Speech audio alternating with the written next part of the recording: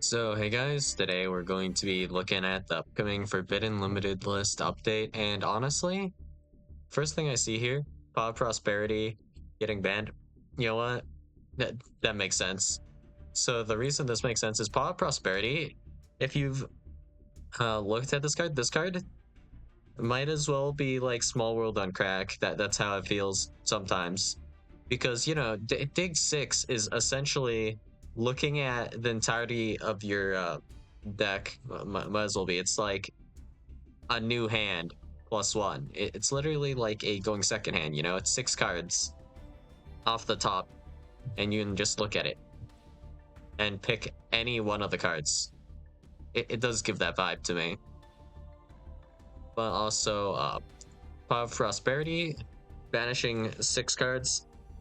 Whenever that cost doesn't matter, that's when you'll be playing Pot of Prosperity, so it won't really matter since it's a one of anyways, and this will potentially be the only pot you're playing as well. You can just dig 6 for free, and there is no really heavy restriction on Prosperity.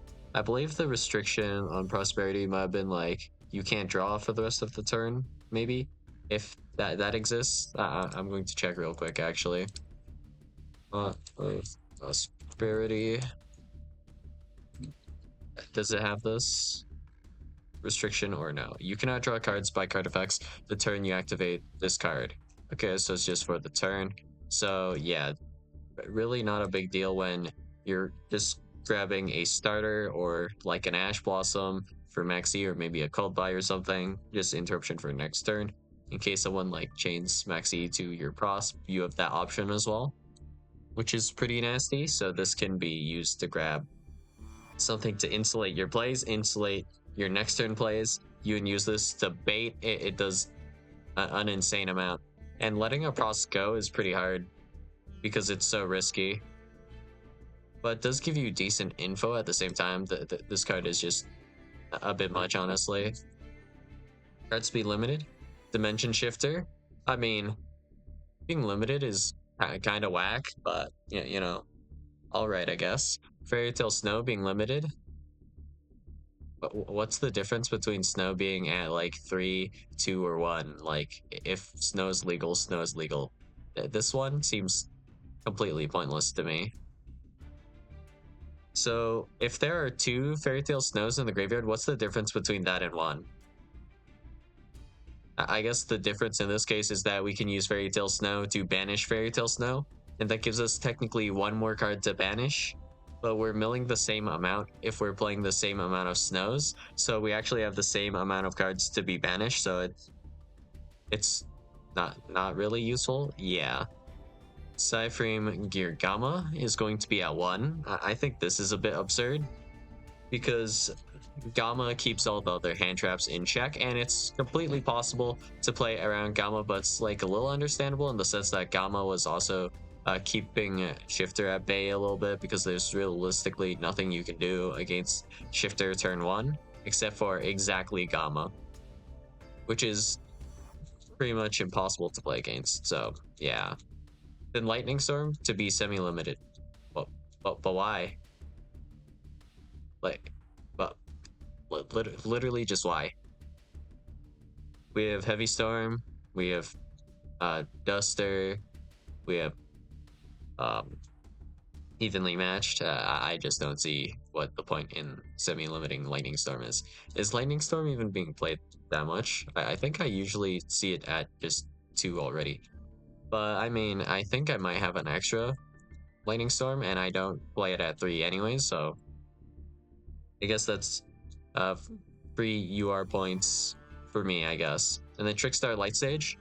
Honestly, at first when I saw this, I was thinking, why was this at 2? And then I remembered, oh, right, doesn't this search Trickstar Reincarnation, which is going to just be card destruction, but vanishes all the cards in your hand.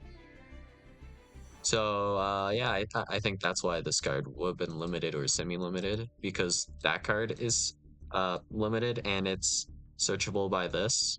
So yeah, that's probably just why Trickstar Light Stage was limited in any capacity. And then Chronograph Sorcerer.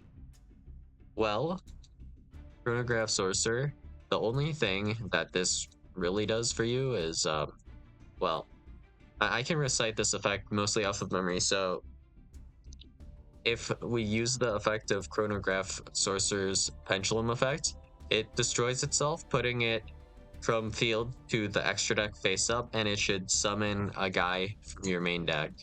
And I believe it's from main deck and not the hand. But I mean, I could be wrong. But then the in hand effect is whenever you have a card you control gets destroyed, you should be able to summon Chronograph Sorcerer from the hand, and it allows you to special summon any monster from your hand as well when you do special summon Chronograph Sorcerer or something along those lines. It's not exact wording, of course, it's just summarizing the facts here. This is effective December 5th. It's just, yeah. Chronograph Sorcerer, I think realistically, the most disgusting thing we can do with Chronograph Sorcerer is like maybe special summon Gemma Seal, and that's probably about it, really. But I mean, there's already ways to go into Gemma Seal, so not really a big deal. And yeah, I don't think people are playing Chronograph Sorcerer to begin with. Not really sure what you can do with Chronograph Sorcerer. In terms of degenerate things, really not sure because people really haven't been playing this either. This can special summon any card though, but you would have to get that card to your hand, which is a little bit complicated.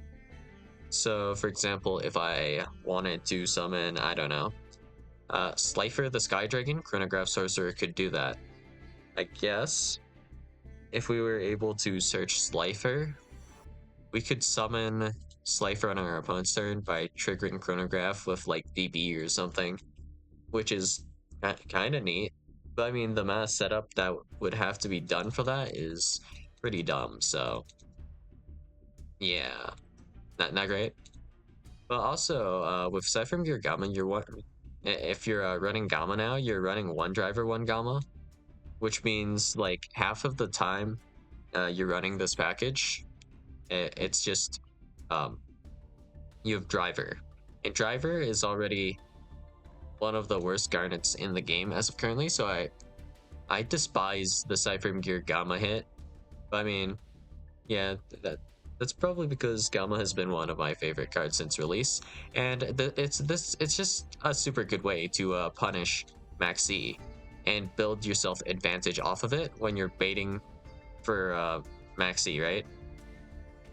So you could be baiting Ash Blossom Joy Spring as well, and it would have been possible for your opponent to play around it, but if they didn't, you can punish it, which you can't do as easily now.